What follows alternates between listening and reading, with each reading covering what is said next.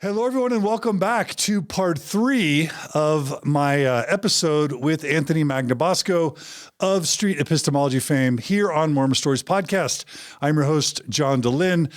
Today is like an epic dream of all dreams. We have in studio with us again, Kara Burrell. Hey, Kara. Hello. So good to have you. It's a dream. And we have Anthony Magnabosco of Street Epistemology fame for part 3. Hello. Anthony, thanks for joining us. Yeah, glad to be here.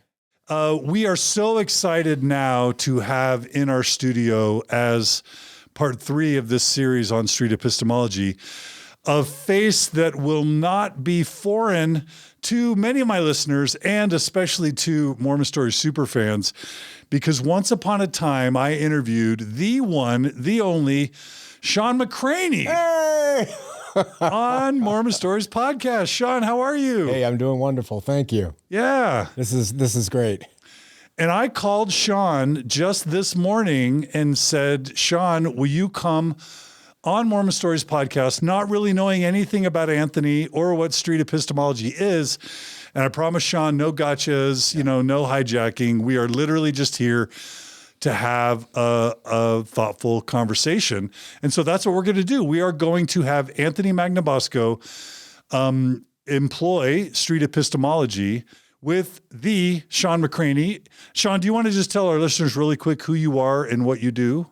I was LDS for 40 years, active, faithful, married in the temple, and I came to understand a different way to see the faith. I was an evangelical and trained under evangelicalism through Calvary Chapel for about 8 or 10 years. And then I saw the defects in that and I changed things relative to the way I see the faith. And so now I am kind of a free-floating, heretical person that all the evangelicals hate, a lot of the Mormons hate, but I love them all. And we love you, Shawn. Thanks, John. And yeah, okay. And if people want to, just really quickly as a shout out, if people want to follow you, or you've got a YouTube channel, right? Yeah, it's Heart of the Matter, HOTM, Shawn McCraney, any of those will take you to our channel. Beautiful. We've been doing those for about 16 years, just like you, John. Yeah. You're ahead of me by a few months. Well, you're an OG in so many ways, Shawn McCraney. So we're going to have you back to tell your story, to give us an update, Shawn. But today we are just going to let Anthony Magnabosco loose with letting also Shawn McCraney loose, and they're just going to have a conversation. So Anthony Magnabosco, I'm turning this over to you. Thank you. You pretend, if you can, Anthony and Shawn, pretend that not only me and Kara aren't in the room, pretend that there's no audience, because part of, I think, what's important about this is that it's really just a heart-to-heart conversation between two people that honestly care about each other, even though they've maybe never met before. So if you guys can try to do that, that would be our hope for today's conversation. Is that true, Anthony? I think I could do that.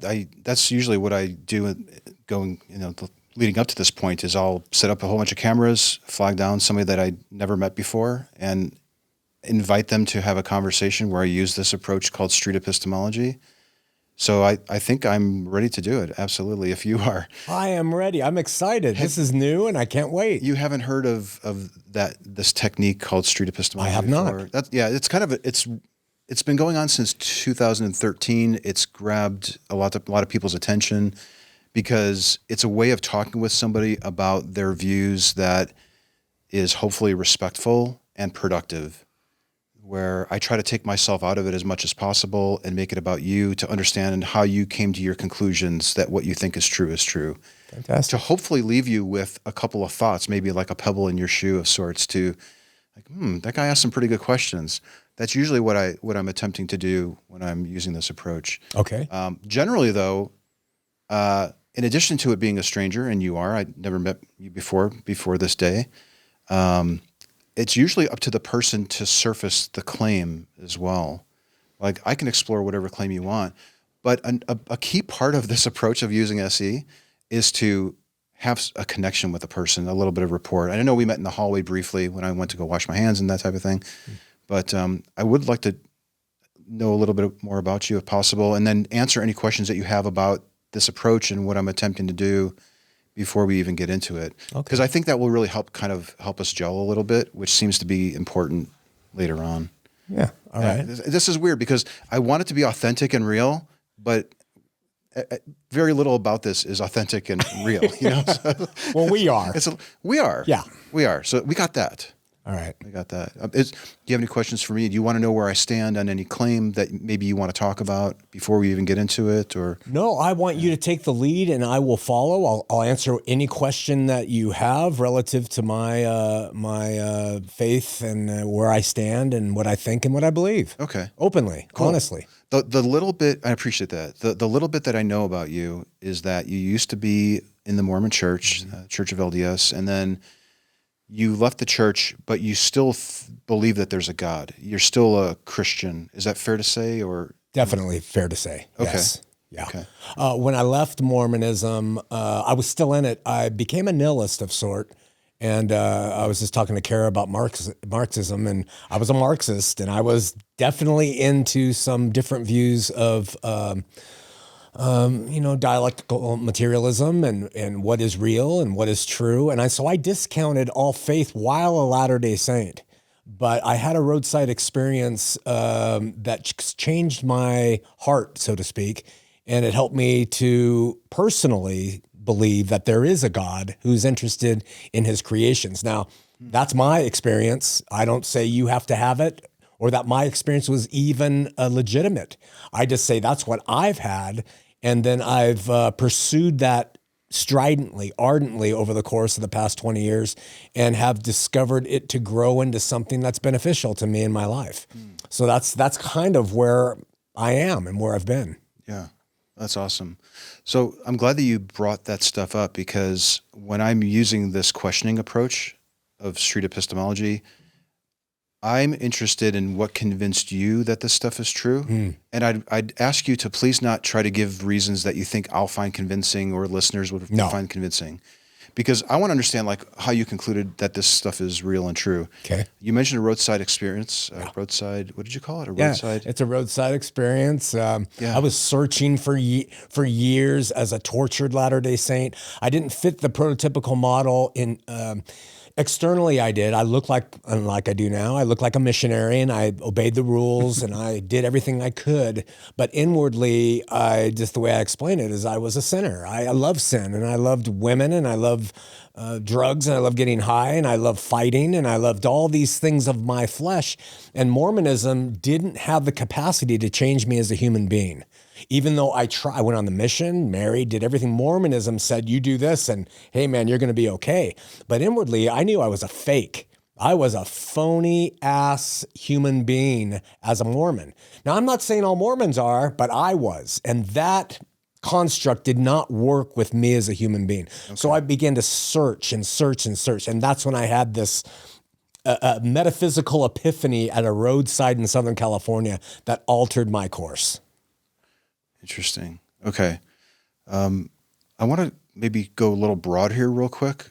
And this might sound like a very weird question. Sometimes the questions I ask are kind of weird, but I'm wondering if you care if your beliefs are true or not. Is it important for you to have beliefs that are true?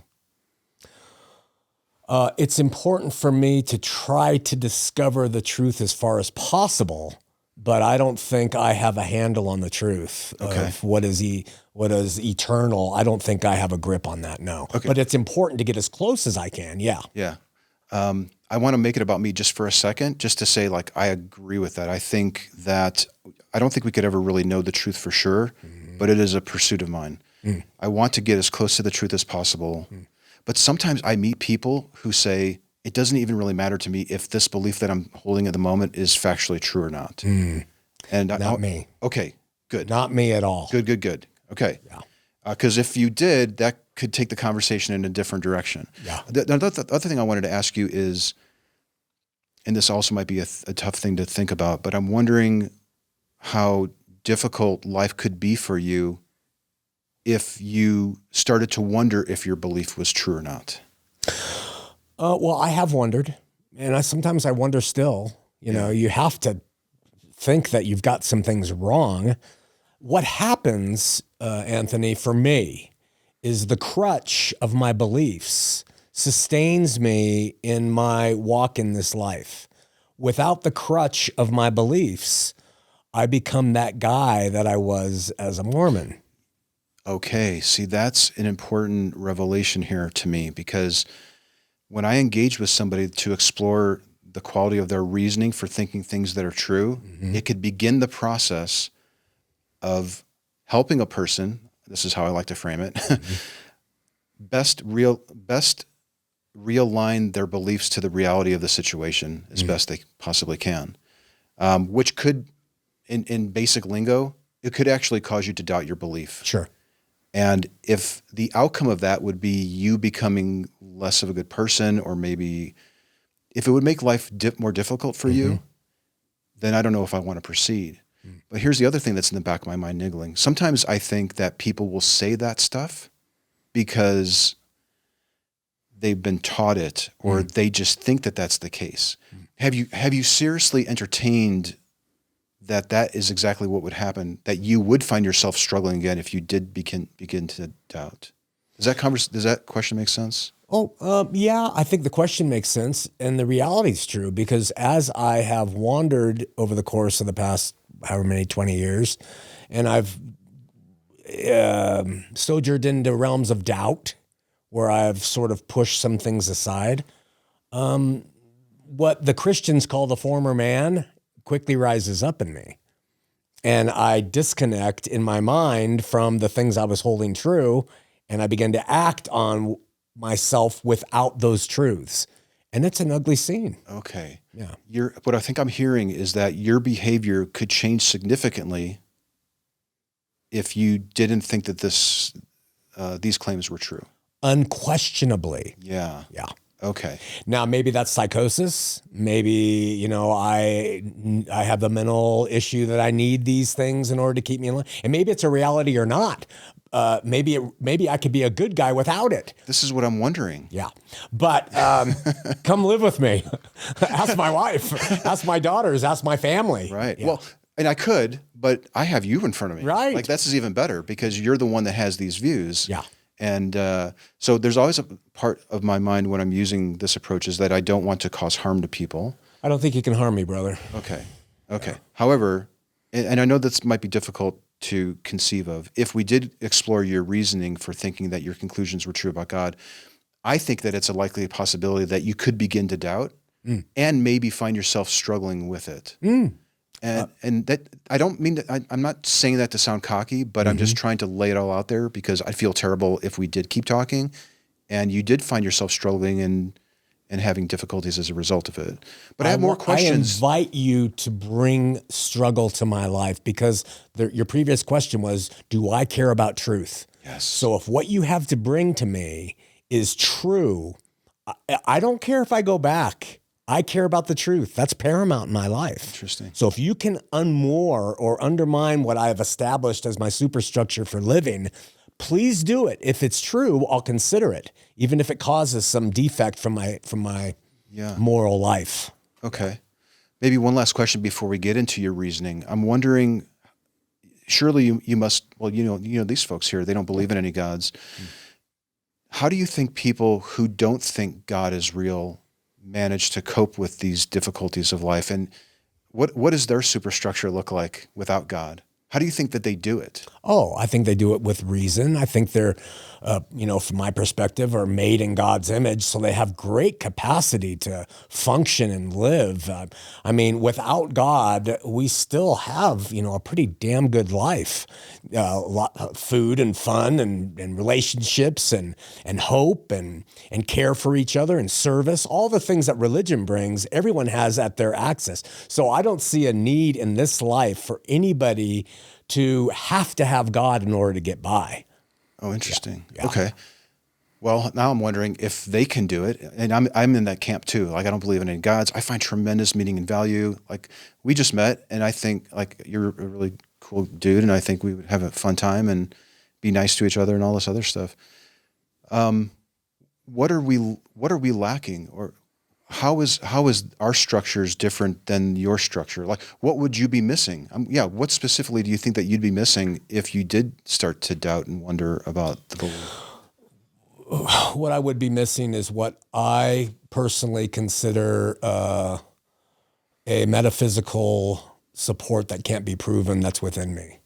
That is, I believe that I have a presence of God, not special, anybody does, who acquiesces to faith. And I've acquiesced to faith. That's an acquiescence. It's not a reality. It's not true or known. It's what I believe. I acquiesce to that faith, and that sustains me in my walk metaphysically. Now, maybe John and Kara and you don't need it. Maybe you can walk without that. I need it. I need that faith in place because I've tasted it. I know what my life is like without it. And if I don't have it, there's a loss. There's something within me that is sorrowful. Perhaps that, and maybe you might say, well, you're coming to reality with the hardness of life, Shawn. That's fine. I can accept that could be true because I walk by faith. However, I need it. And so I always will say, that's me. I take it, right? Yeah. Yeah. I want the crutch. You need faith. Yeah. You need faith, and you're calling it a crutch. You recognize that. Certainly.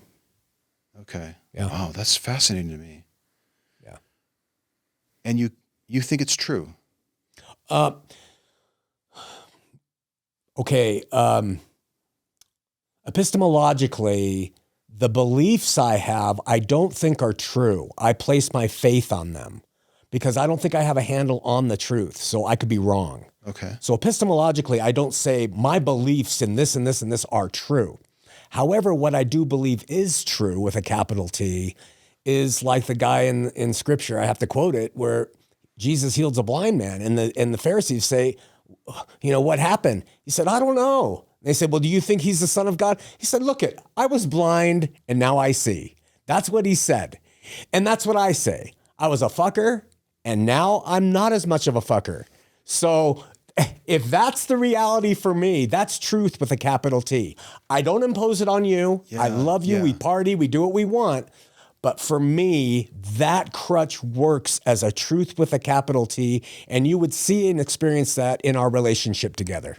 I see. Okay. This is awesome. So I think what I'm hearing here is that because did you say faith belief? I'm kind of curious how you're describing the word faith, but because you have these views, and they're contributing positively to your life, that's good enough for you to think that it's true. It's good enough for me to personally accept it as viably true in my life. Because you benefit from it. Right. Yeah. And I have tested it. It's not like it's some new, I'm not new to it. Right. I've tested the hell out of it. And the test would be like, back when you didn't think that it was true, I guess you didn't have a nice life back then. You were struggling. And no one did around me either. Even worse. Yeah. I didn't, and neither did they. Sure. Okay, so there's something unique about this belief that you think that you need to have it, and because it serves its purpose, that's good enough for you to think that it's true for you. For me, yeah. Okay. And that's where I can say, for me, this is true. Can you prove it? Oh, hell no. I walk by faith. Yeah. Well, how do you prove it? Well, all I can say is I was once blind, now I see. I was once a jerk, now I'm nicer. So that's how I prove it. I don't have anything else. Right. Yeah. If there was a better way to prove it or to show that it was actually true, would you want to know? Sure. Okay. Yeah. Like psychologically and, is it medicine I need? And is it this and that? Would that science bring me out into further light and knowledge? And I would be able to say, well, God isn't necessary. I've realized that the genetics of my makeup have all it needs is a little scientific tweaking. And I take the medicine and suddenly I say, wow, I don't need God at all. Sure. I'll go down any road you can offer me. But I have to preface it with none of the things I've tried in the past. From religion to study to medicine to alcohol to drugs to aberrant sex, nothing has given me the vision that the blind man received. And that's what has made me so determined to do what I do. Interesting. Yeah. Okay. I do have one more question, then maybe you can ask me any questions you want to return, or you guys can jump in. I don't know if you guys are enjoying this or not. I actually did forget that you guys were here because this is just is Kara enjoying this? fascinating to me. Am I enjoying this? Is this what I do for a living? Is watch my most? This is a fascinating conversation. Trust me, I'm This so is like excited. this is really like cool. Ollie Frazier, but not at a fight. It's like No. Yeah, thanks. Well, Thanks for setting up the bout. yeah, I don't know. We're framing it as a battle. Like no. It's not a battle, but it's just that epic for me. This is the John Dehlin equivalent of Ollie Frazier, All right. but not as a fight, as Which a one am I, conversation. though? You're Ali, bro. All right, all right. Are you kidding me? You're freaking Ali. Sorry, that means He's Frazier. looking at you. I And he don't has even know Anthony who has won. like no idea who we're talking about. Yeah, I know. What are we? is this boxing? I don't know. So, okay. I am wondering here that, okay, let me kind of summarize where I think we're at. That you're not entirely sure that it's true, but it's good enough to think that it is because you're deriving benefit from it. Is that fair? Because I have a follow-up question based on that. And I can repeat that if you want me to. It's fair with the exception of I do walk by faith. And so I have given faith two principles and teachings and ideas that I can't prove are true. Yeah. But I do believe they're the best thing I'm looking at that is out there. So I hold them as true, but I am willing to say there's wiggle room in there. For instance, who is God? Well, hell, I don't know. I believe in it, him, her, but according to what I have put my faith on, I'll say, well, yeah, I think that's true. And I'll probably die and just wake up with a, great surprise. But nevertheless, I do think my beliefs at this point are true in the sense of they can be supported by where I place my faith. And so I have to add that little qualification, if that makes sense. Yeah, it does. You said, I think, that you have a podcast or a show.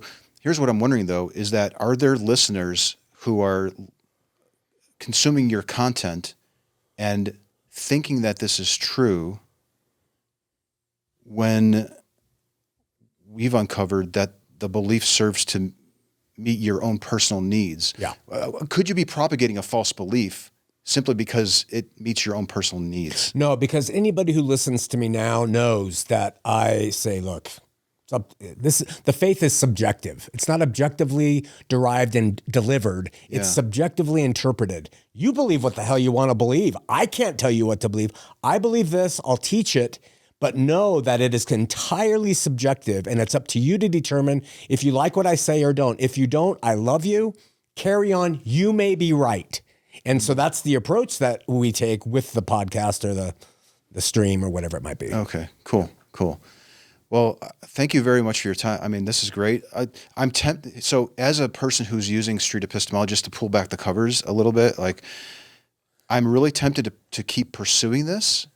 But I don't think it would be healthy for you if I did. Really? Honestly, I do. Yeah. I would like you to introduce some unhealthy elements to my person. How else can I learn? I mean, I Rene Descartes everything. I doubted it down to nothing. Now, my friend here says he can bring something new that would destroy me. No. I want to hear it. I don't think he's wanting to destroy you. Or to hurt me. I want you to give me your best stuff. Because then I can respond with what I think are reasonable answers. Let's see where it gets us. But like Shawn, when I interviewed with you a couple years ago, I think you said to me something like I would kill a dude on the side of the road if I didn't have a belief in Jesus. I'm not trying to misquote you. Yeah, no, you're about right. Yeah. And it's not rhetoric, John. I am a fucker. No, it's true. And so this is why I am so deeply committed to the thing that happened to me so many years ago and have consistently been committed to it. I know what I am, John. If you cut me off and I didn't know you and I didn't have the change in me, I would pull over to the side of the road and we would go at it. I would take your wife if I could. I've done it to other men. I would do whatever my flesh wanted to frickin' do. Yeah. When he came in, brother, you became my friend and my neighbor. And that, I just can't turn from that. And I think what Anthony's saying is we would never want to be responsible for triggering any sort of unhealthy event that might You're follow. not going to trigger anything. He that is in me, as we say as Christians, is greater than he that is in the world. And it's not saying you guys are of the world. Bring your stuff. Because I don't think there's anything that you're going to bring that's going to unmoor the decades of searching and reading and studying from Greek to Roman philosophy to the Hebrew to the Greek, all of it. I don't think you can unmoor it. It's because of the experience I've had and the fervency that comes out of me in this. Well, see, that's what we would explore if I agreed to do it, because it seems like you're receptive, but with SE, we want to have 2 willing participants, and this might be one of the rare situations where there's one that's not. Wow. Yeah. But let me just say that if we were to continue, I would want to find out what was the biggest reason for thinking that this is true. And you've revealed it, I think. Yeah. You mentioned study and everything just now, but I think it was that roadside experience that you had. Absolutely. That is the biggest thing. So what I would be doing is asking you questions that would challenge your conclusions.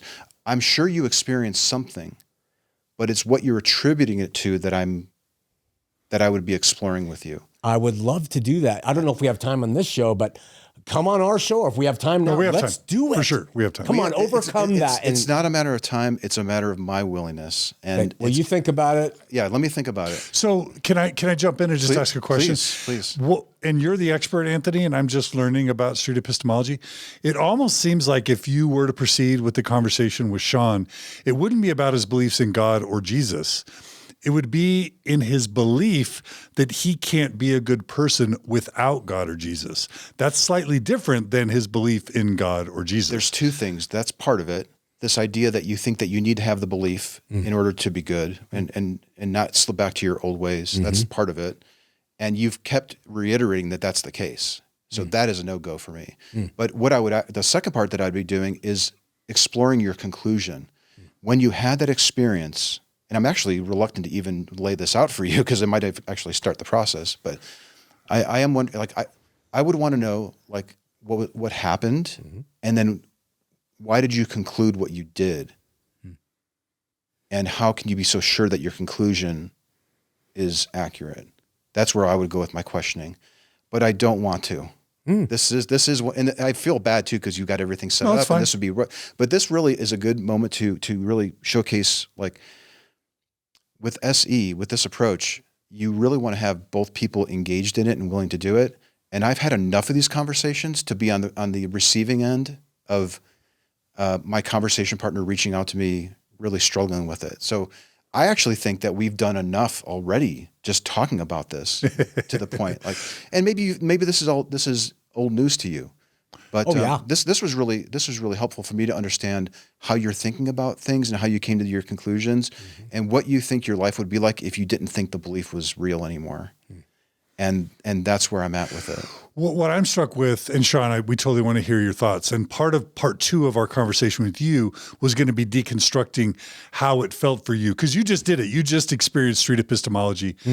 That's exactly. Oh, go ahead. Well, I was going to say there is one way that we could potentially salvage this, where I can demonstrate. No, there's nothing to salvage. This has been great. Has it been good? Okay. Yeah. I almost feel like I let you down because I didn't demonstrate the technique, but in a way I was listening to what you're saying. I was charitably interpreting it. I was asking for clarification and repeating it back to you so you can hear it, and intently listening to what you're saying. I don't want to misrepresent it. So there were elements of SE going on in there, but I forgot where I was going. Well, what's different? I know what I was going to say. Is that if you want, we can take a completely different claim that is not so core to your identity, and we can still illustrate the technique if you want. Like, let's say that you have a particular political view, or you're sure red cars get more speeding tickets than any other car, or something along those lines. I could still use the tools on that, but for the nature of the show, it might not land as good. What I was noticing, Shawn, is that when you do people on the street, and he's got over 1,000 hours of people that he's just met and had this conversation with, it's probably usually with people that don't even know what the word epistemology means. What's very, very different about this interview with Shawn versus your average person on the street interview is that Shawn has spent decades now processing and contemplating his own faith. And we use this term epistemic humility before you showed up. You've probably heard that term before, maybe you haven't. But Shawn, you're demonstrating to me kind of like a 9 out of 10 in terms of epistemic humility, which is probably not what you're I don't know. I guess you interview all types. Actually, I wouldn't frame I wouldn't frame your you as being dogmatically closed in your position. Yeah, that's what I'm saying. No, everything that you said has been like, I'm fairly open-minded to it. Mm-hmm. But the twist is the impact that the loss of the belief would have. And that's different. Most of the people that I meet in the street, and I don't know for sure because I do, there's only so much that you can learn from a person. Mm-hmm. And I actually learned a little bit about you beforehand. So I kind of had that going into it, but most people aren't as tuned in to what the outcome would be if they didn't have the belief. And you're really dialed into it. Yeah. Really dialed in. Yeah. And I appreciate that Yeah. because that made my decision easier because you have a really good lock on it. It would actually have been problematic if you were that dependent on it and you didn't disclose it. Sure. Yeah. So I'm glad that sense. you did. Can I ask one question? Please. All that you You want. can ask more than one. Wouldn't it be loving or better from your perspective to bring me to the truth if you have it? Even if it's detrimental to me Yes. to understand? If I have the resources to follow through. And I'm just blowing through through Salt Lake City here. Okay. Yeah, I live in San Antonio, Texas. So Oh, you got phone.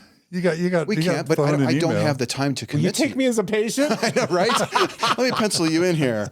But John can be a backup. this is actually and Kara. something that I advise people who are using this approach to consider is how much time do you have to be there for the person after the conversation?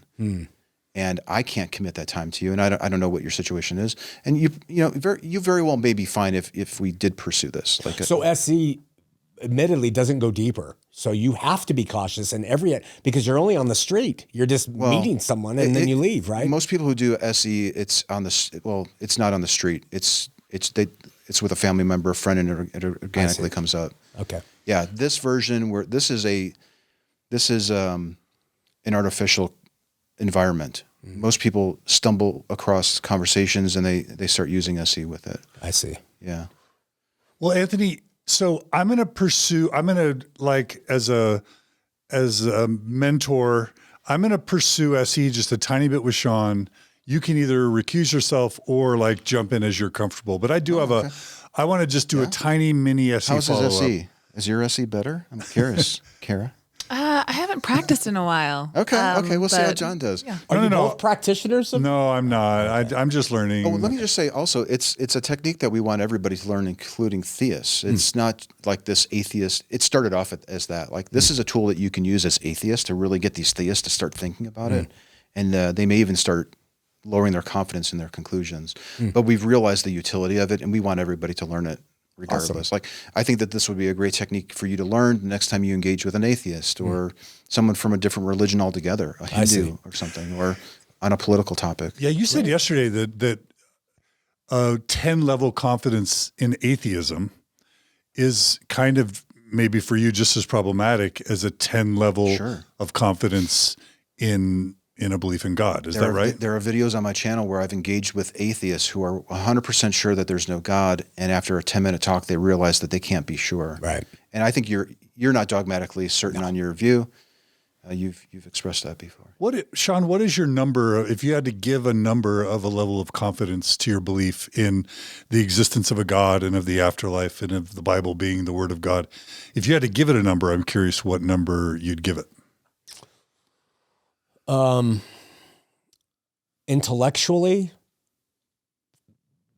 a 4 or 5, a 3 or 4 or 5. From my heart, a 10. 10? Yeah. Okay. Yeah. Okay. From my heart. Yeah. That's just my personal, what I have come to see, experience, it's a 10. But intellectually, I don't know. It sounds like it's more, if you don't mind me interrupting, It's your show, Your bro. mentor is taking over. It's your show, bro. it sounds like you're saying that the value that you get from the belief is more important than it being factually true. It's really the admittance that I can't determine if it's factually true. So I have to say it that way because I can't prove it. You know, we do live by the F word, faith. And that is often forgotten. It's faith, damn it. And that's what we choose. It's a choice. So faith is not knowledge. Faith is not certainty. It's a faith. So I have to admit that. Yeah. Do you agree that, or would you agree? I don't want this to be a leading question. Do you think that other people can have faith in conclusions that are incorrect? Sure, including myself. Okay. Yeah. Okay. I'm glad that you realize that. Oh, yeah. That's cool. Yeah. A lot of people don't even think of that. Like, oh, faith is a thing that could be used by other people to conclude that completely different gods are real. Yeah, sure. It could be a real shocker for some people. So yeah, you're definitely further along in terms of the processing that you put into this. Okay. And it seems like you're content with where you're at with this belief and the function that it provides for you. Yes. Yeah. Yeah. So I'll be a jerk and take it just one step further than Anthony's willing to do it. Is that all right, Shawn? Because I don't want Shawn to leave disappointed. Yeah. And I know Shawn's like, wait, I want to do this. And Anthony's like, I can't. But I also don't want to be unethical, so I'll be very careful. Is that okay, Anthony? I'm curious to see where you go with it. Because I would do this on the podcast no matter what anyway. So, and we've done this before. Shawn and I have been through a few rodeos. Fist bump me here, brother. Here we go. And actually, you guys know each other, so if he had difficulty, I hope that you reach out to him. Oh well, yeah, we live here. Yeah, man. But I'm sure I could use as much help from Shawn as Shawn could ever use from me. Okay, so Shawn, here's my question to you then.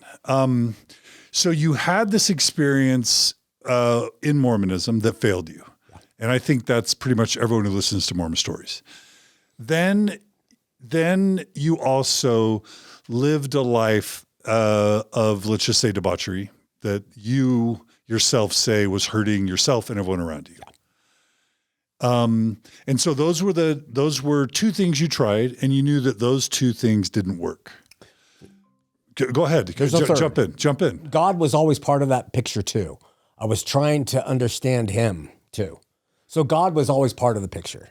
Okay. So there was never a stage where you were just like, I don't believe in God at all. You haven't even tried. That came later. There was while Mormon, but along the path of being Mormon and struggling with my faith, my flesh and everything, God was always in the mix. Like, where are you? What are you? Okay. So yeah. Okay. So are you saying you never identified internally as a full-blown atheist? You probably have never. I did, but I think it was probably just a reaction to being disappointed by Mormonism failing me. Okay. Yeah. Okay. So for now, I'm just going to say scenario 1 is being an Orthodox believing Mormon. That didn't work for you. Right. Scenario 2 is the debaucherous lifestyle. That didn't work for you or those around you. So you had an experience, an emotional experience that led you to scenario 3, which is being a believing, I don't know if you want to say evangelical Christian. How would you self-identify in terms of your Christianity now? A follower, disciple of Jesus, something like that. Okay. I embraced evangelicalism for about 10 years, but it didn't serve me either. It didn't work. It didn't make sense. So that changed too. But yeah, just a disciple of Jesus from the heart. Okay. So those are 3 scenarios. And if I were to ask you your level of confidence that you would be a monster of a person without being in scenario 3, what's your level of confidence that you would literally become a monster if you didn't try, let's just say, a 4th way? Let's say there's a 4th way. Yeah. What's your level of confidence that you would become a monster by leaving a 3rd way for a 4th way? Not the 1st, 2nd way, but a 4th way. What's your level of confidence that you have to have believing Christianity as a way to make yourself a decent person? The difficulty in answering that question is because I've passed through what I've passed through to make me what I am right now. If I abandon that, I'm sure I would be more mature. I would be more rational. I would use more logic than my impetuous hormonal self of years gone by. But I know that, or I believe that the whole within me would only grow into more darkness. And I think that I would be sad, at least, at the loss of what I have now. I think I would. So what I hear you saying is you're certain that you would grieve. I'm sure I would grieve. You're certain that you would grieve the loss of Station 3, let's just call it, of believing Christianity. Yeah, for the same way I can say I would grieve if my wife died. Yeah, that I would, because it's a partnership. It's a relationship I'm in with this unknown being. And I believe that I would grieve that as much as I would grieve my wife passing away. Sure. Yeah. Yeah. Grief is real. Yeah. And doesn't matter what you believe. I imagine you had to grieve Station 1. You had to grieve the loss of Orthodox Mormonism. Yes. Is that true? Yes, I grieved it. Did you grieve the loss of the debaucherous lifestyle a little bit? Did you? Yeah, I grieve over the harm I caused greatly. Yeah. But over leaving, do you miss any of the? I like banging chicks and getting drunk. I mean, I have to be honest. I like that. And so if everyone's a willing participant, I don't grieve so much of that. In fact, I still get drunk sometimes, but so I don't grieve that, but I know that's not my capacity with who's in me. I can be better through him. So that makes me grieve. Yeah. And I'm just going to say right now, just checking in with myself. First of all, I have a training as a clinical and counseling psychologist, which trained me to never.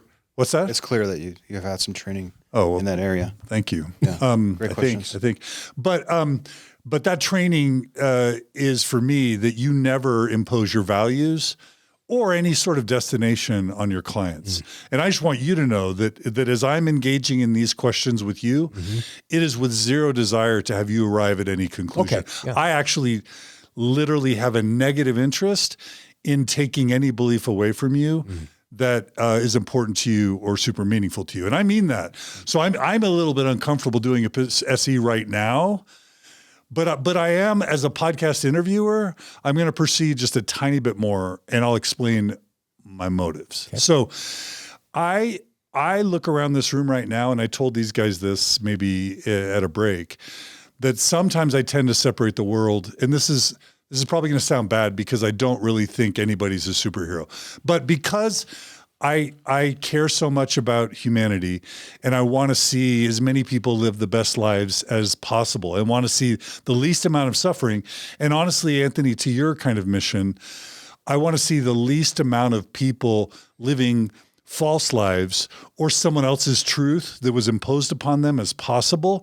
I want people living lives as grounded in reality as is healthy for them and making the most of their limited time on this earth and their resources with as much intrinsic self-empowerment as possible versus the undue influence of some third source. Like, that's what I want. I want everybody to be living with all the best information as they can, living the truest, most authentic life, doing the most good, alleviating the most suffering, and helping as many people as possible. That's what I want for everyone. If I could wave my magic wand, that's what would happen. Anthony, you're grinning a little bit. Why are you grinning? Because that's exactly how I feel. Yeah. Those are my goals, is to recognize that beliefs are important to people. Some people need to have things to think that are true in order to cope with the difficulties of life. And if that's what they need, that's what they need. And because ultimately that's the world that I want to live in, where we're kind to each other and we value truth and we want to live authentic lives and we care for each other to the point where we'll give them a pass if we think that they're wrong about something, if that's what they need. That we have a goal in mind, but we have some caveats along the way to get there. And what makes me willing to pursue this just a tiny bit more is that Shawn said, if I'm living in untruth, isn't it your obligation to kind of help me see that? Right. He said, I invite you to help me scrutinize what I'm thinking and feeling. Sure. Because I think Shawn loves truth, and Shawn doesn't, and this isn't me being condescending, like I know the truth. Shawn says, I don't want to be living, I imagine you, Shawn, want to live your best life based on the most truth as possible, doing the most good and the least amount of harm. Right in harmony with you. That's you too, right? Yeah. Okay. So having said all that, that's a huge disclaimer for just a few more steps down maybe the SE road. And you can tell me if I'm acting in the spirit of SE or not. It's not like it's a religion or anything, but so Shawn, so in my mind, I'm thinking, here's what I'm thinking, that I really respect people who dedicate their lives to the betterment of other people's lives in very explicit ways. And Shawn, one of the things I've always loved and respected about you is that you've dedicated your life in ways where you could have made a lot of money. You could have been a executive for a company or, gotten rich or wealthy or whatever. You're smart, charismatic, passionate. Like you could have done all sorts of amazing things. You could have even, I've always said this, you could have grown a mega church here in Utah. And I'm like, why in the hell hasn't Shawn McCraney created a mega church in Utah with thousands? Because of freaking South Mountain and K2 and pick your, if they can do it, surely Shawn McCraney can do it. But I've talked to you and I've talked to others who work with you. You explicitly don't want to do that because you see even that getting rich and powerful in the name of Jesus as deeply unethical. Yes, I do. Is that right? Yes, I do. And so you, like Anthony just showed restraint of not using SC to the potential detriment of another human.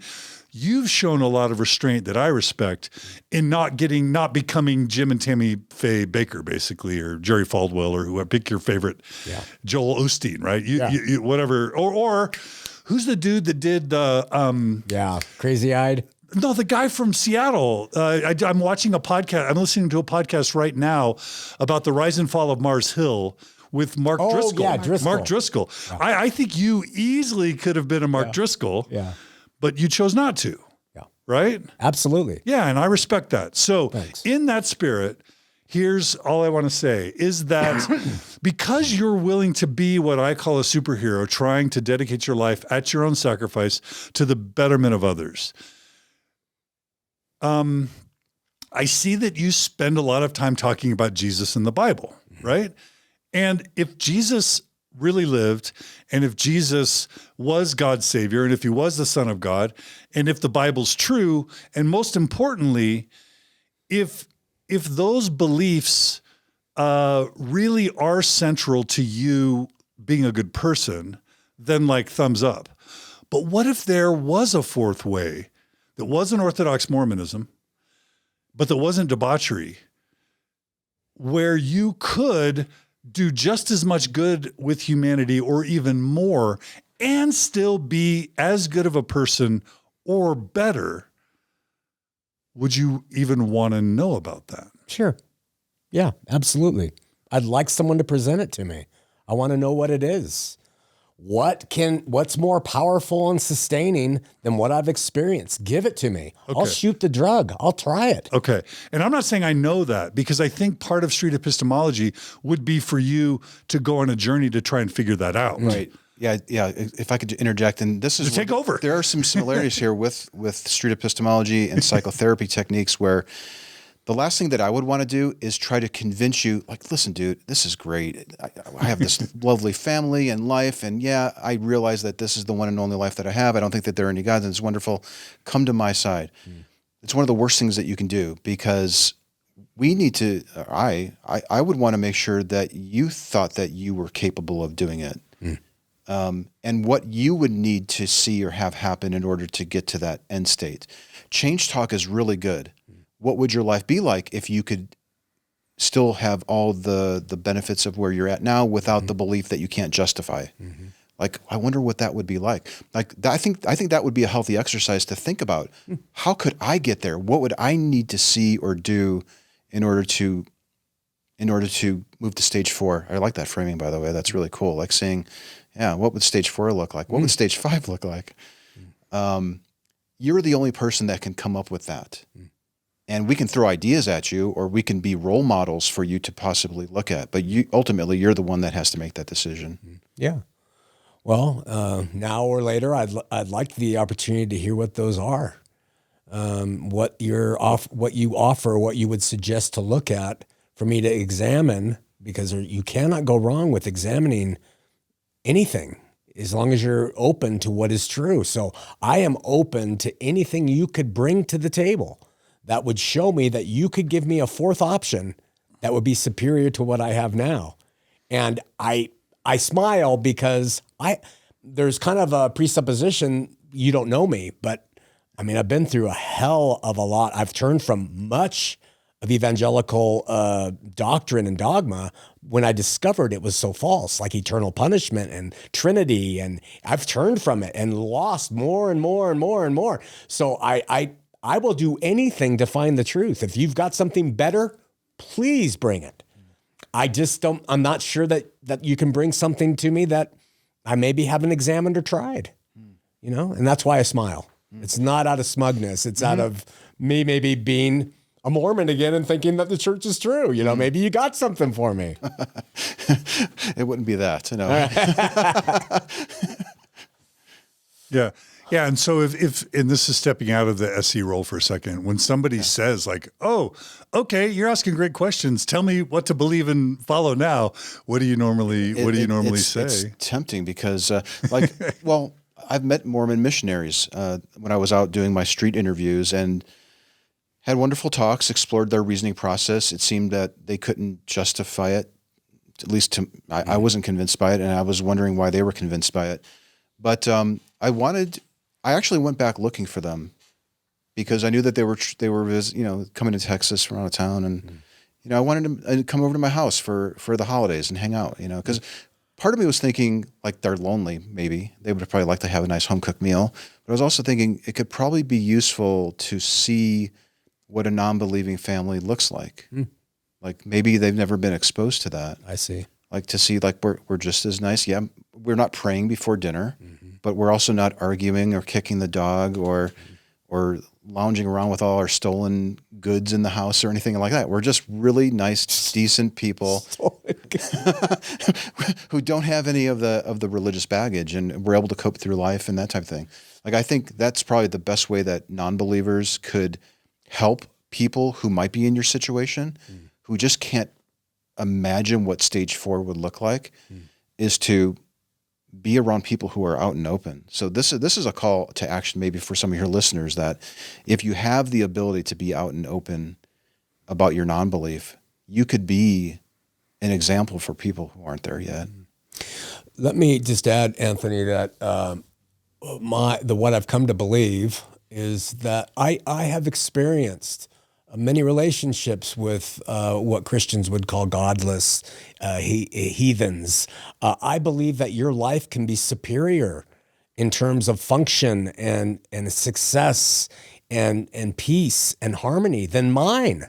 So I don't think I have anything that I bring to the table that says my life is better than yours. Not at all. And that's not part of my belief system. So I don't think I would find something to be surprising if I went and had dinner with you at Christmas. I think that you are a nice man. You're sitting here talking. I think John is. I would have whatever you were about. You could be a gay couple. You could be an alcoholic. I believe in freedom and liberty. So there would be nothing that I would say, oh, well, they would be better. The only way I would think that what I possess might benefit is selfless love, which is sacrificial love, which doesn't come naturally to many people, believers especially, and non-believers alike. Selfless, sacrificial love is what I've learned through my belief system, which I wasn't able to garner from any substance, any philosophy, or any religion. That's why I stick to it. Now, I'm not saying you can't be selfless and full of sacrificial love. Anyone who's a parent knows what that's about, and I'm with that. But that's the thing I would be looking for.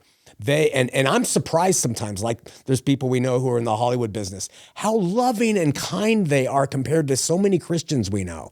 And I'm stunned by the selfless love that they exhibit toward me that the Christian community lacks so much. And I believe them to be as much Christian as someone who professes the faith, even if they say they're atheists. That we teach that they are as much. They have the Spirit of Christ in them because of their love. That's how he said that's how you would know who his disciples are, by those who love. So it's only the love that I look for. It's not, does it function well in your life? Are you more psychologically level or peaceful? Any of that. It's can you love selflessly? And I am not able to love selflessly. I put myself ahead of everybody without that influence. That's my message. Yeah. That's fascinating to me. Okay. As you're describing selfless love, the synonym that came to my mind, and I don't know if this is the case, was empathy. Sure. Is that the case? Sure. Did that event that happened that moved you into the stage 3, or currently where you're at, did that event help you develop empathy for other people? My God, it's unfolded empathy in my life. I never could relate to anybody's troubles or pain. I was a brat from Huntington Beach, California, raised in hyper-capitalism and a Mormon family. I was so, that's why I look like this now, because I want to relate to people who I always looked down on. I did not have any empathy before, and I have become empathetic toward the plight of everybody, any problem. That's what he's done for me in my life.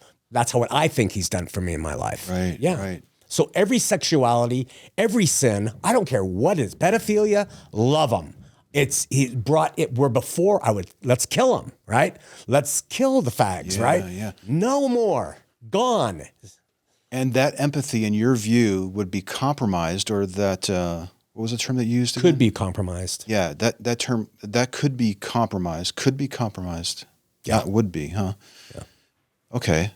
Your ability to empathize for others could be compromised if you didn't attribute that event to this higher power. Right. I think that's my belief system. Yeah. But if you can bring something to the table that would make me more empathetic than I've become, I'll inject it. Wow. Yeah. That's so interesting, because I'm thinking there are people who don't have the ability to empathize with others. Yeah. They're mostly called Christians. Well, no, I think there's an actual, is it narcissism or antisocial personality disorder. That's me, brother. There are people that can't put themselves in another person's shoes. Yeah. But it's my understanding that that's an attribute of your brain, and it's not something that you can suddenly start doing, I don't think. Can people who don't have empathy learn to have empathy? And here's where I would step in and say, I'm sorry, but through Jesus, yeah. The guy who did the narcissistic study in Canada, I wrote him. I said, "You've given this test on how to be a narcissist." I scored 9 out of 10 in my former self. I said, Jesus changed my life from being a full-blown narcissist to being someone who now actually has empathy. And I can tell you that's true. He never wrote me back. Okay, so part of these religious beliefs often come with a penalty if you don't believe it. And you didn't even mention this at all. No. But I am wondering if one of your motivations for staying with it is the concern of being tortured for None eternity whatsoever. Or anything like that. No, I don't believe in that. I believe God is love. He loves all people, whether they believe or not. He is complete love, and he loves them without or with belief. So it has no fear in me. So there's no fear motivation that's also driving this desire to become more empathetic or something. It's gratitude. Like that. It's gratitude. It's gratitude? Yeah. There's a gratitude in me for the change I had at that roadside experience that said, you are such a selfish jerk. Start looking around, buddy. Wake up. And so I started to wake up. Okay. Yeah. Oh, this is so fascinating. Wow. All right. So first of all, I love this. This really is like the Super Bowl of Mormon Stories for me. So thank you both so far. Let me do this.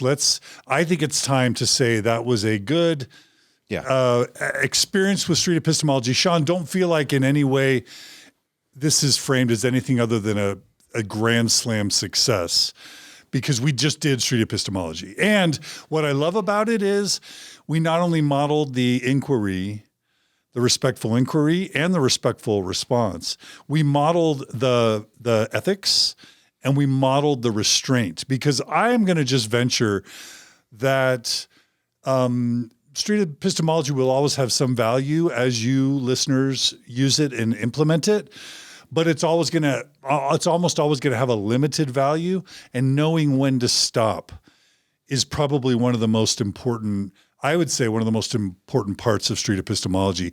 And that's what you modeled so beautifully today for me, Anthony, is how to care about the well-being of the person you're talking with, and to show restraint and say, wait, let me probe to find out how this is for you, whether this is useful, how today is going, when there's been enough. Kind of titrating is the word that comes to mind. And then let me go ahead and say, I think today we've done that. I want listeners and viewers to think about that. It's more important that you do this ethically and that you know when to stop than probably any other component of street epistemology. And Anthony, I think you modeled that really well today. And I'm just so grateful for that. Cool. Yeah. Thanks. I think that's right. And also like the recognition that we're maybe entering into a territory that I'm not all that familiar with, because I'm not really sure what you don't do this a lot. Well, I'm not really sure what role empathy. I don't think I've ever met a conversation partner who said that the belief helped them become more empathetic towards other people. Yeah. I've never heard it phrased that way. And I'm starting to wonder, like, this is hitting my level of understanding of human psychology. I don't know these terms very well. So knowing when to end it is not only good for the person that you're speaking with, but for you also, so that I could think about this conversation too. And like, if I sat down with Shawn again, where would I go? What if he was ready to move? I know that you're ready to go there, but I wasn't ready. What if I'm now suddenly ready, or I now know that you have a good resource here where you could handle a deeper dive into your belief? These little breaks, this is the hidden secret of street epistemology. The biggest growth happens after the talk. When you're thinking about what we just talked about. Wow. Yeah. John, can I say one thing? Please. And that is what you exemplified in stopping short because you felt it wasn't ethical to pursue. And what John emphasizes, that's really an important aspect. I can't emphasize enough to those people who are of faith how important it is for them to learn to shut their mouth and to cut it off too. Yeah. When a Mormon says, I believe this, then you're just like, I love you, man. Or a Catholic says, I believe okay, man, it's okay. Yeah. We don't need to go to war. And so on my side, learning from you two, we should shut our mouths. Who cares? Let them have it. What makes it tough though is when there's conditions set on the relationship. Like, I can't hang out with you or be your friend if you don't also believe what I think. It's bullshit. That really irks me. It irks me too. Yeah. It's not the faith as far as I see it. Yeah. Okay. So what I want to do now, if it's okay, is kind of process what you just experienced. So Shawn McCraney, you just experienced street epistemology. You are super smart. So I think you know exactly what Anthony just did with you. I'd be curious to hear, number one, if you had to describe what street epistemology is, what it's doing and what it's getting at, what do you think street epistemology is and what is it getting at based on what you just experienced? Go ahead. And please be honest. Like, if you thought it was weird or campy or how you experienced it is different than what you experienced. So first explain, if you don't mind, what you think you just experienced and why we would fly Anthony here to teach us this technique. So what did you just experience? And then we'll talk about how it was for you. Does that make sense? Yeah. What and why? What did you just experience, and why do you think this is important or interesting based on what you experienced? What I experienced, not knowing Anthony, was a respectful inquiry into why I believe what I believe, with the open possibility of planting seeds for me to challenge it a little bit more. Challenge what? Challenge why I believe what I believe. Putting some seeds in there for me to say, well, as Anthony said, when I drive away, he made a good point on this. And I think that's what was going on. That's what I experienced from him. Most notably, it was not antagonistic. It was not, he didn't talk down to me. He didn't besmirch my beliefs. He just really wanted to seem to know. And when you can discern that from somebody's heart, that's a great thing. Yeah. It opens up for, hey, I'll be completely transparent with you. And I love that. Yeah. Wow.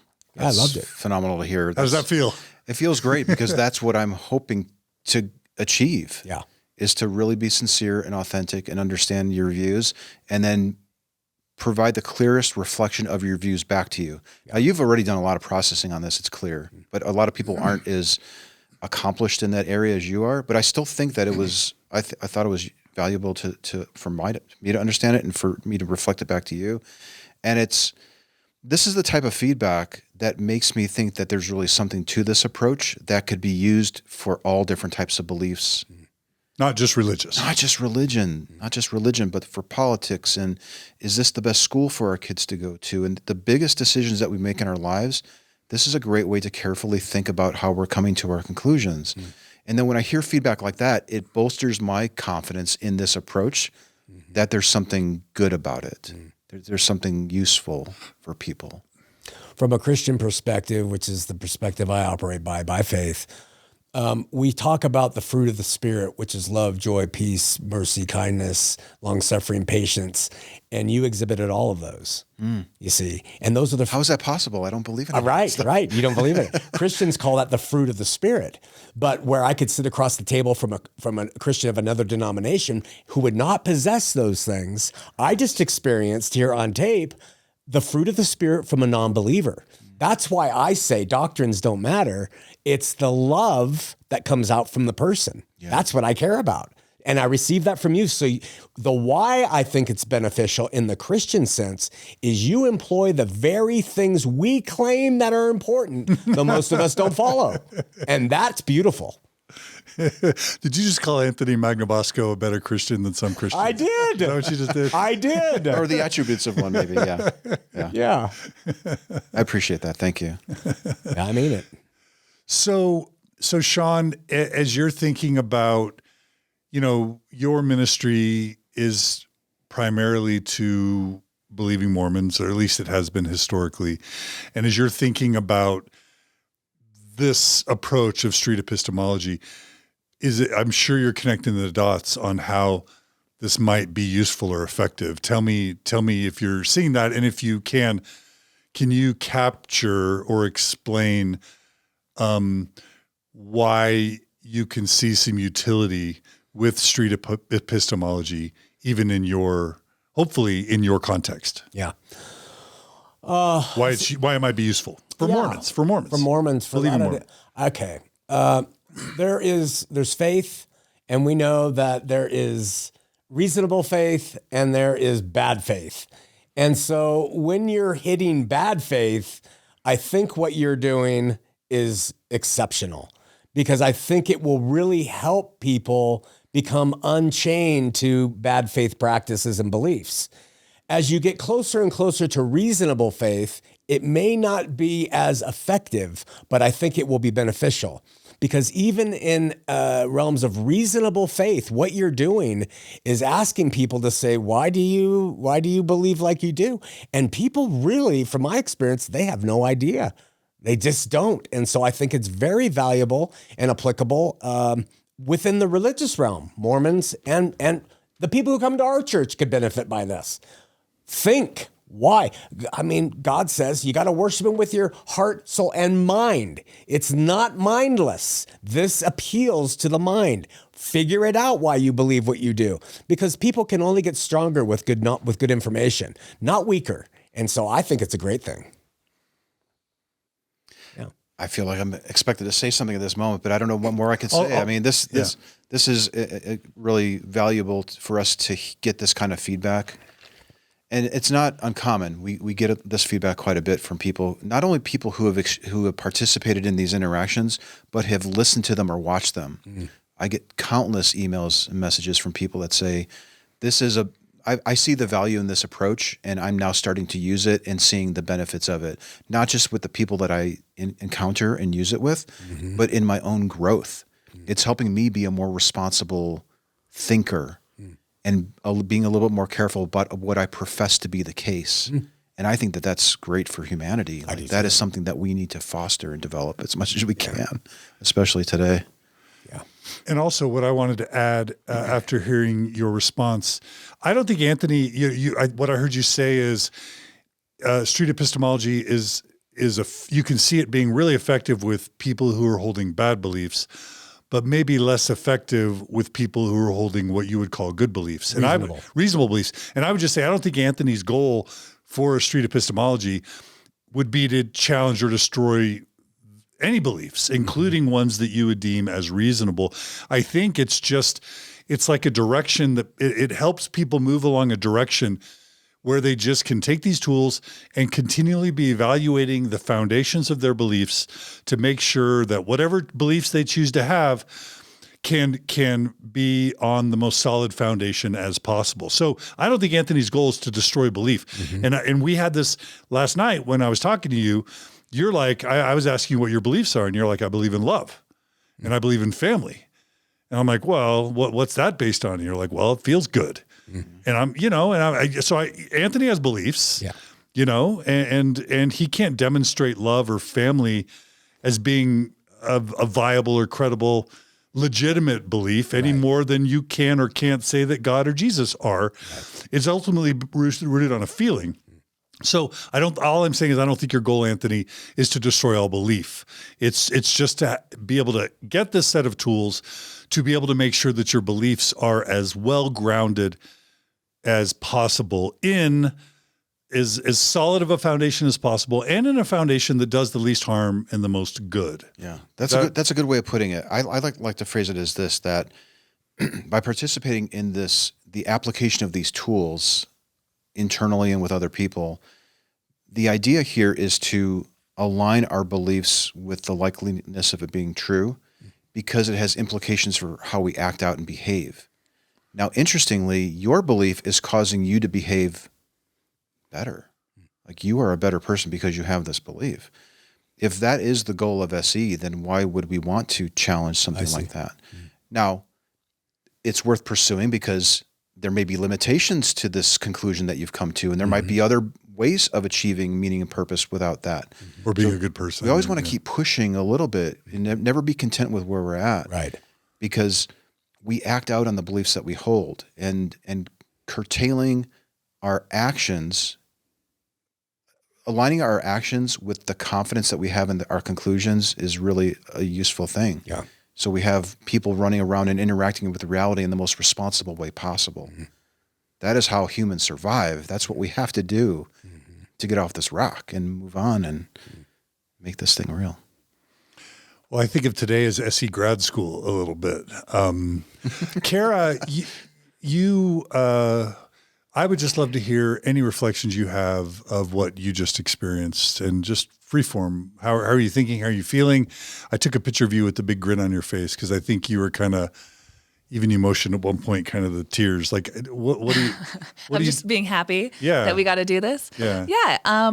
I mean, even when I was Mormon, I like to talk to people of differing beliefs and understand why they believe what they believe. I took a lot of psychology classes in college and read psychology books, and I always wanted to know the foundations for why people can believe things so strongly that are very different than what I believed growing up in like Provo, Utah, surrounded by nothing but other people going to seminary and believing in the same things, and really thinking, wow, they live good lives, So that's always been really foundational to like my interests, and I hope a lot of the other listeners' interests as well. And so I hope from what people get from this conversation is just another way to understand people in this world, that we have, 8 billion or so people on planet Earth, and, a billion Muslims, a billion Hindus, a billion, Catholics, all different types of people who I believe are believing things not based on evidence, but are still human beings who still have a functionality to the things that they believe. And so if I just take my ego out of it and take out that I want them to only believe in true things, I kind of put that to the side and just ask them, and with whatever interactions I have, whether it's online or in person, what gets to the root of what gets people ticking. And so I thought that was kind of cool that Shawn came in, and a lot of discoveries about Shawn today about like what makes you tick, what motivates you, what keeps you going. And it's every person's unique, I could have thought like, okay, because Shawn runs a church and Shawn came from this, and I could have made a lot of assumptions, but you never know until you ask. And so I think SE provides a lot of tools to just start conversations, to ask people. Don't make assumptions about what people believe. Ask them. Here are some tools to do that. So thanks for coming in, Shawn, for being so open. Yeah. Thank you, Kara. I just had a realization. For me, maybe the real payoff of SE, if it can get to what we just experienced today, isn't the change of belief. It's the arrival at what I like to call emotional intimacy, which is where when people can be if you can, we talked about the shield of belief earlier. When you have these dogmatic beliefs that you are holding up between you and somebody, there's something between you and somebody else. And you're not looking at each other's eyes, looking into each other's heart, genuinely curious about who they are, trying to see them. You know, we sometimes we kind of define intimacy as into me seeing, intimacy, right? Seeing someone. When I thought about the best descriptions of Jesus growing up, it's this guy that sits down in front of you, looks you in the eyes, and can see you all the way into your very soul. He gets you. He knows you and understands you. So many people that are Christian, in my view, love that idea of this just person who knows everything about them, sees them and all their flaws, all their strengths, all their weaknesses, and all their flaws, and just loves them unconditionally. And Shawn, you're smiling a little bit. Why are you smiling? Well, I'm agreeing. That is the general desire. Yeah. And so what a conversation like this does is that if you do it right, it allows people to take their shields, put them down. You're showing curiosity into someone's framework for living and giving them a chance to really talk about it. And you're having this exchange where I think, Shawn, I think our listeners are going to walk away from this going, man, Shawn is a really thoughtful, sensitive, altruistic, caring human. And that only happened because A, you were willing to ask those questions of him, Anthony. B, Shawn, you were willing to at least give it a try. And then C, Anthony, you were willing to do it in a way that didn't have him pull up his shield and block it, such that then by cultivating that fertile soil of what can lead to emotional intimacy, Shawn, you were able to kind of open up your heart and be vulnerable and honest. And then as soon as you were, the emotional reaction to Anthony is, man, brother, I think you might just be fine as you are. And I don't think we need to go any further right now. Right? Yeah. And then, but also you are going to be walking away, Shawn, saying, I learned a couple of things. Maybe I'll reflect a little more, and maybe you'll grow a little bit from this. And all welcomed. And few people understand that you can even get to that level of intimacy in a conversation, because most of the examples that are online are people arguing and demeaning other people.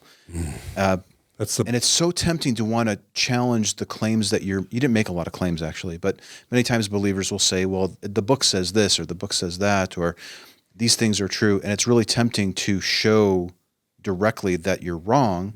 And it's far more productive to encourage your interviewee, the person you're speaking with, the human that you're talking to explain how they concluded that they're right.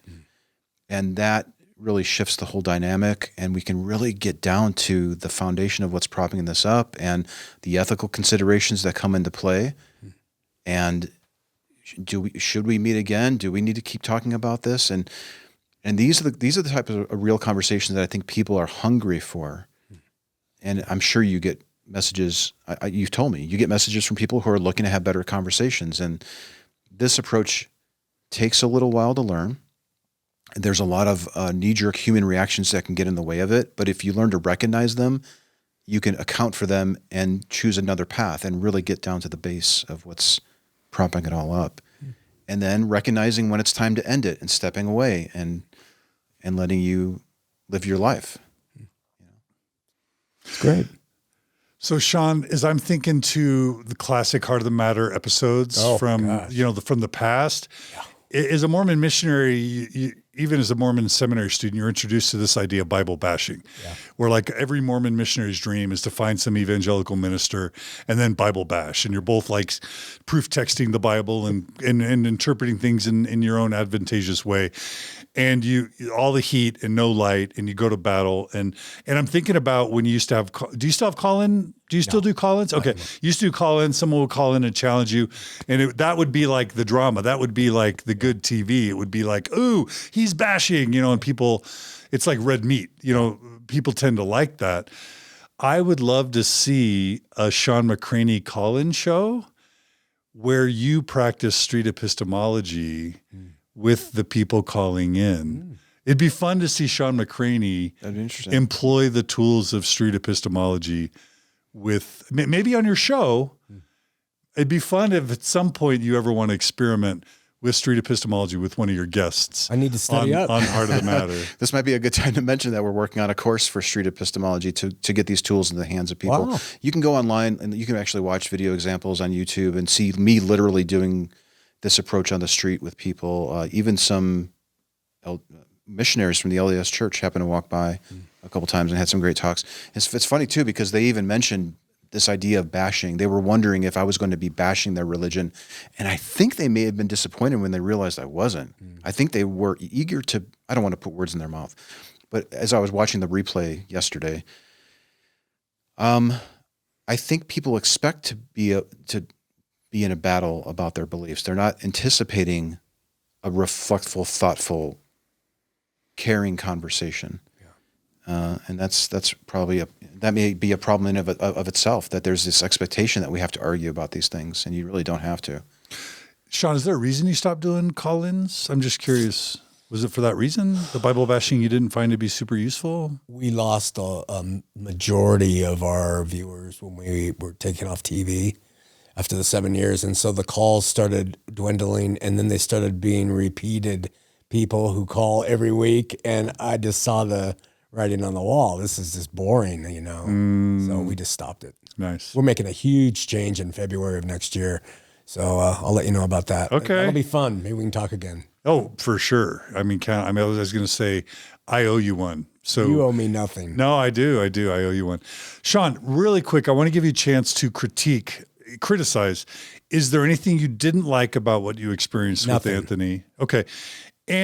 Or do you see any problems with this approach that you would just want to gently say, hey, okay, I can see it being useful in this scenarios. And you kind of already did this a little bit, but I want to give you a chance to say, hey, Anthony, here's where I think this approach could be harmful or not, or be misused. Is there any critique you want to offer either in the experience of today or just in your perception of the approach overall? The only thing I could say, but it was played out here by Anthony handling it right, is that we believe what we want to believe pretty much. We believe what's convenient to us. We believe what our prejudices are, what we've been taught by mom and dad. We cling to things for the certainty so that it doesn't rock our world. And if you meet somebody who hasn't taken the time to explore their heartfelt beliefs, it's like opening the kimono to someone who's not ready to see the nakedness. And that, I mean, that would be the only thing I could see. If you happen to do street epistemology with someone on the street and you happen to tap that person who has not examined anything in their life, I guess it could be detrimental in that sense. Very good. I'm glad that you recognize that. That is something that we, I think, are very cautious of. We don't know who we're going to run into, what stage of their journey in life they're at. Yeah. And I've had situations where people were traumatized from these simple, well, what I would consider simple questions, but they've never considered them before. And when you do it enough, you can possibly become numb to the emotional component of what is happening on the receiving end of your questions. Yeah. So that is a good this is a good teaching moment for people who might be considering getting into SE is really pay attention to how your conversation partner is reacting and what they're saying. And even if they say, go ahead and proceed, I'll be fine. If you think that that's not the case, then you should go with what you think is the case. Which is what you did. Which is what I did. A really quick story, anecdotal story. Please. I'm sitting with a hardcore Calvinist at Denny's, and I'm on the other side. I'm leaving the whole hardcore scene of Christianity, and a woman who's disabled gets out of her car wearing a clerical collar. And this guy jumps up and he confronts her right when she walks in the door. What is wrong with you? Have you not read 2 Timothy about women? And she's like, she couldn't even articulate, anything about it. And he's just obliterating her psyche in front of everybody there. And I'm like, I cannot believe how entitled we get with our beliefs, that we think we can destroy somebody like a disabled woman who's wearing a clerical collar because she wants to represent her church. It was so repugnant to me. I'll never forget it. And that's helped me come around and start to grow up a little bit from the heart of the matter antagonistic days. I'm not throwing shade on you. Yeah, no, it's okay. Yeah. I need a little shade. Well, since you're reminiscing, when I was going out initially to do street epistemology, I went to the Alamo where all the street preachers would meet because I thought I want to talk to the most hardcore believers that are out there and use this approach, because if it works, then it should work with the most dogmatic, closed-minded people out there. So my incentives or my goals were off from the start. Like it didn't dawn on me later that you have to meet people where they're at and you have to take your own goals out of it. You really do. Yes, I want to understand how you got there, but trying to bring people around to your point of view or targeting specific demographics to use a tool like this with them, it seems like it's not in the spirit of what we're trying to do with street epistemology. Like we want this to be a tool available to everybody, and we're trying to caution people to use it responsibly because the questions can lead to lifelong changes. Yeah. And your conversation partner may not be ready for that. Love it. All right. Well, Shawn McCraney, I can't thank you enough for being willing to take this call in the morning and just show up and do this. Of course, Anthony, super duper grateful for leading us through this exercise and being willing. Thank you for having me here. This is great. And thanks for your time coming on such short notice. No, thank you. I've benefited from this. Yeah. Good. Really have. Good. And from seeing John again and meeting you and Kara. I feel the same. Yeah. And Kara, thanks so much for running the board and being here and participating. It's easy. This is kind of it's just fun to listen. Can you now die and go to secular heaven now that you've experienced today? I haven't met Bill Reel yet. Okay, waiting not for quite the drive yet. this weekend. Okay, after that though? I know where he'll be tomorrow. Just kidding. Hey, I mean, by the time this goes, I would ask you to plug it, but by the time we air I'm not this, plugging anything. Yeah, whatever. Anything? Do you have any predictions of what happens tomorrow, just for fun? This will air after. I'm demanding peace. I am sick of it. I'm sick of all of the antagonism. I know you've been the brunt end of some of the antagonism. I think it's just so repulsive, and I just think it's immature on all sides. And so I'm taking the lead because I'm moderating this event, a debate. And I'm just not going to allow it. It's going to be Really? I'm not going to allow it. No one knows this.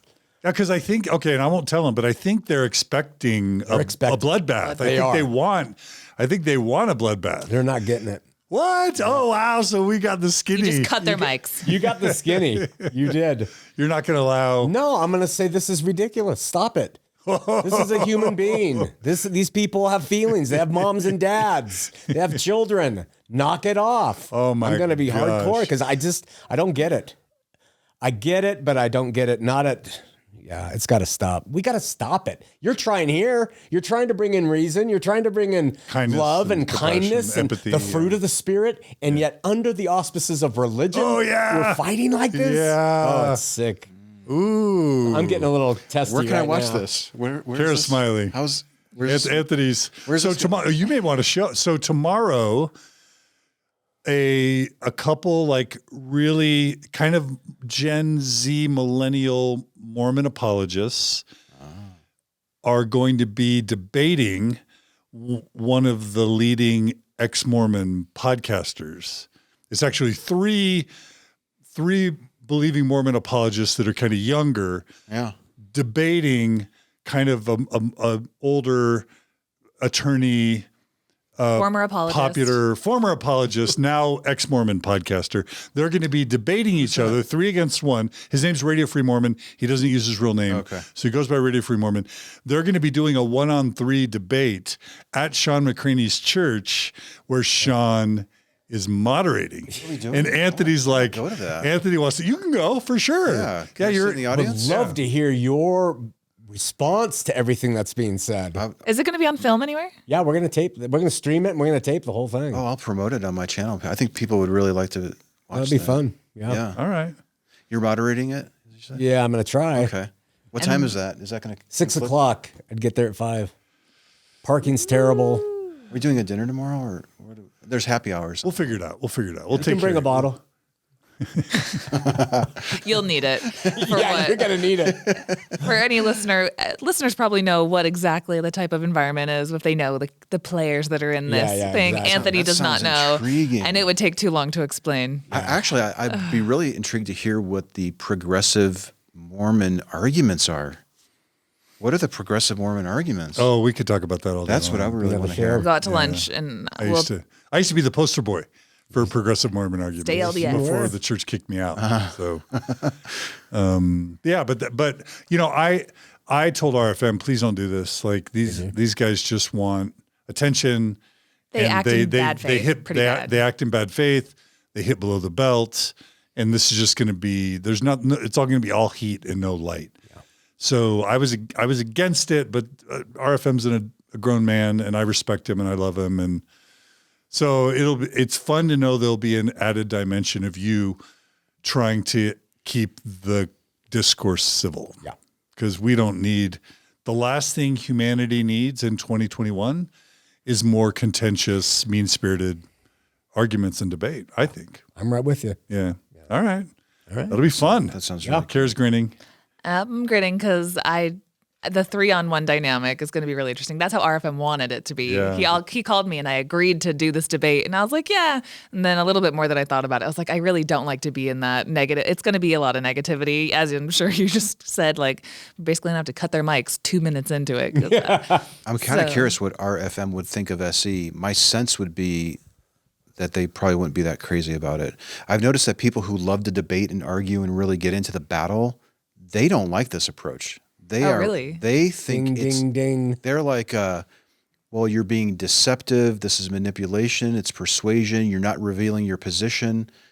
Now, I don't reveal my position because I don't want to influence you. But if you ask me about my position, I'll reveal it. And they like this. They think it's stupid to let bad arguments go unanswered. And our position, the SE position, is you might think that it's stupid, but they don't. And it's important for you to understand why they think that it is a good reason. And that is a big shift that people who are very pro-debate, I don't think that they get. And I don't know how I actually might be interesting to do SE on somebody who thinks that SE is not as good of an approach as a debate approach. I mean, I think if I were to try and represent RFM's position, it would just be that these guys deceive, they lie, they know they're deceiving and lying people, and they engage in ad hominem in very destructive ways. And it's kind of like, I think from RFM's standpoint, because generally RFM, he's an attorney and he comports himself on his podcast very fairly and diplomatically. He does a really good job of trying to just lay out the evidence and let people arrive at their own conclusions without a lot of bombast. But I think he's kind of looking at this as the only way to stand up to a bully is to punch him in the nose. There is a time and place for debate. I don't say that you should never debate. There's value in debating and spotlighting bad ideas in that way for the audience to then see it very starkly. I think that's what he's going for. Yeah, honestly. I think that's usually what people who go the debate route do. They understand that it's a performance to illustrate to the observers how faulty your thinking is. Yeah, how faulty my opponent's thinking is. And the problem, though, is that people in the audience see that and think that that's how I should engage with my loved ones. Right. And that's where it falls apart and becomes really ugly. You really should use, or at the very least, consider using the SE approach with your loved ones and people that you have relationships with that you cherish. And if I were to try and channel what Kwaku and Cardin and Brad's motivation are, they view ex-Mormons as attacking their sacred beliefs. They view us as attacking Joseph Smith and undermining the Book of Mormon, doing it for money, doing it for fame, and in a way that harms a lot of good, faithful people who are otherwise would be living happy, healthy lives. And they're just basically saying, you guys are mean and critical to Joseph Smith and the church and its leaders. So if you can dish it out, you can take it. I think that's what Brad, Cardin, and Kwaku, honestly, I don't know. And maybe there's ego involved, but we all have ego. So like if any of us are going to claim we don't have ego, then for sure we have ego, right? So anyway, Shawn, you've got your work cut out for you. Yeah. That's all I'm going to say, Thanks, Shawn. brother. All right. So, Kara, it looks like you'll be taking Anthony Magnabosco to the debate tomorrow night. I wasn't planning on going. I was going to go Just give me the meditate. address and I'll Uber over there. I hope it's not too far. Okay. Yeah. All right. I'll go to that. All right. Well, again, Shawn, you're awesome. I owe you one. Thank you. Yeah, thank you, Shawn. Thank you. Yeah, thank you for your time and going into that level of detail, and that was really great. And Anthony, thank you. You're awesome. Sure. And Kara, I love working with you. Thank you so much. Thanks, John. All right, and we'll be coming back for just a final wrap up on Street Epistemology. We're going to maybe break for lunch. Thanks, Shawn, and then we'll come back for just a part 4, where we will be talking about maybe role playing a tiny bit, using Street Epistemology with believing family and friends within a Mormon context, and seeing how Anthony might give us tips and tricks through role play, where Kara and I are going to kind of role play believing Mormon parents maybe, and then Anthony's going to represent how a Mormon non-believer or former believer would employ street epistemology in that scenario. So stay tuned for part 4. Come right back. We hope you'll love it. Thanks, everybody. Take care. See you guys all again very soon.